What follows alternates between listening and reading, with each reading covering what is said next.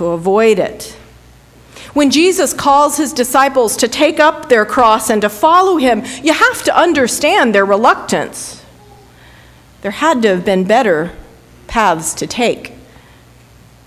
And yet most of us have had times in our lives when we're forced onto this terrible road, that one that winds so painfully through the valley of the shadow of death. When we see that dark way of tears stretching before us, we are tempted to just stand still. Go where? We ask God. Go where? Oh no, not there, not today. Many of us felt that way, I know, 2 weeks ago when we heard of the very unexpected passing of our good friend and church moderator, Tom Aker.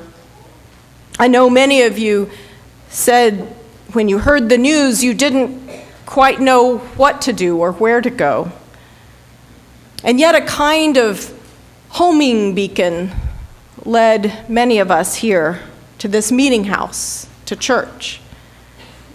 When we stood frozen in our grief and shock and asked God that question those women asked, go where? The answer seemed obvious. Go to church. Go to church. Go sit with Christ's living body, his church. As people of faith, we are called together each week to proclaim the resurrection, to share the tie that binds our hearts in Christian love. And that's not a tie that's easily broken, even when our individual hearts may be breaking. And sometimes, and this is the miracle of Easter, sometimes we are surprised at the joy that can be found there. When the dawn of resurrection begins to bring us, to lure us safely to the other side of our grief. God's love has a way of flooding into those empty spaces that are carved out of our hearts by sorrow.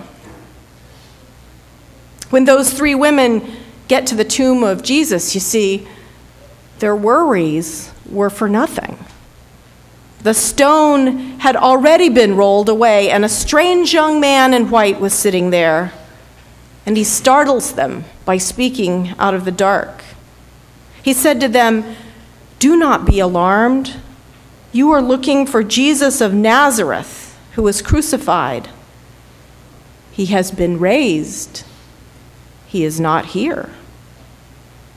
But he is going ahead of you to Galilee, and there you will see him, just as he told you."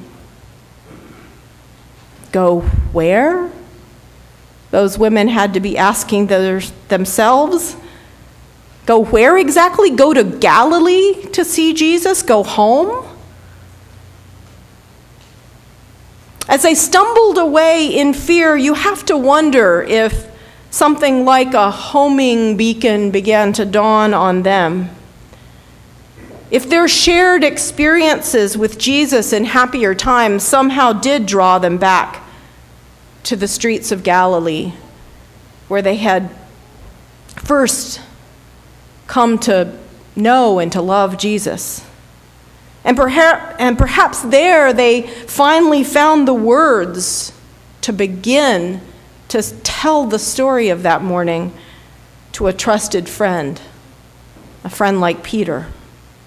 Peter, after all, was the rock. Peter would reassure them.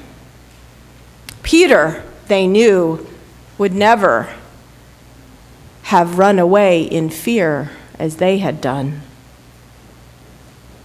I wonder, don't you, when those women told him their shameful story, of running away. I wonder, did he confess to them that he had denied Jesus 3 times on that dark night of the crucifixion?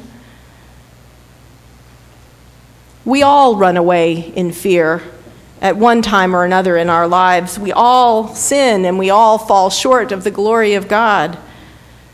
But Easter turns all of our worldly expectations inside out, where we fear and dread death and punishment. We instead find grace and new life. Like the women approaching the tomb, we may come to church out of religious duty, but we may go forth surprised by the hope that is born inside us, by the very real and present sense of hope that the living Christ offers us. Like St. Paul, none of us is a perfect saint. Paul, we remember, at one time not only had failed to embrace Christianity, but he had actively worked to get Christians killed. So surely we can share his amazement that God could still use his gifts to tell the story. When we stand to sing together, to proclaim the good news of Easter once again, we may feel a little shaky, a little unworthy, a little afraid. But we stand in a long line of Christians who have been telling and retelling this story for generations, still trembling and in awe of the great mystery before us. Like them, in spite of our faults, we see and we proclaim Jesus alive again in our shared life together in the church as his risen body. Go where, we may ask? Go to church. And after that, take the good news out into the world where you go. Share with others the good news of God's grace. People of faith, you have heard the good news of Easter once again. He is risen. Where do you go now? Where do you go to find him?